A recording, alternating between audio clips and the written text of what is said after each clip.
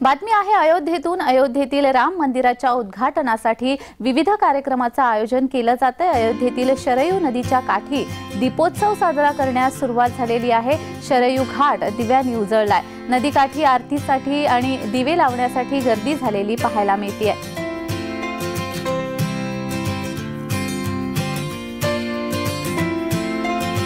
याचाच आढावा घेतलेला आहे आमचे प्रतिनिधी रोहन कदम यांनी। पाहूयात। रामलल्लांच्या स्वागतासाठी अयोध्या नगरीमध्ये अक्षरशः दिवाळी साजरी केली जाते।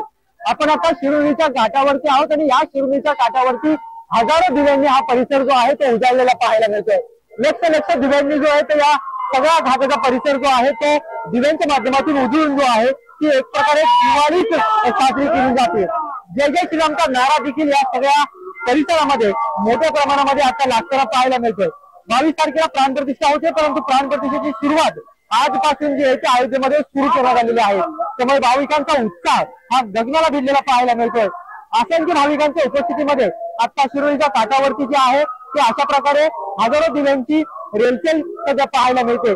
हजारो दिवे पेटवत जय श्रीराम ज्या दिव्यांच्या आकारामध्ये लिहिलेले आहेत ते सध्या बनवण्यात आले असून या ठिकाणी भाविकांची देखील मोठ्या प्रमाणामध्ये गर्दी झाल्याचे चित्र पाहायला मिळत आहे।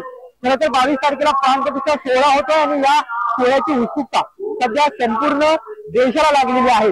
देशभरातील नागरिक जे आहेत ते मोठ्या संख्येने सध्या अयोध्येमध्ये येत आहेत आणि त्यांच्यासाठी शरयू नदीची आरती ही एक पवित्र आरती मानली जाते आणि ती आरती करण्यासाठी आणि या ठिकाणी दिवा लावण्यासाठी जे आहेत ते मोठ्या संख्येने देशभरातील नागरिक जे आहेत ते आलेले पाहायला मिळत आहेत, भाविक आलेले पाहायला मिळत आहेत। खरं तर रामलल्लांचा प्राणप्रतिष्ठा सोहळा हा संपूर्ण देशासाठी एक नवीन सण बनलेला पाहायला मिळतोय। नवीन उत्साह या सगळ्यामुळे देशभरामध्ये तयार झालेला आहे।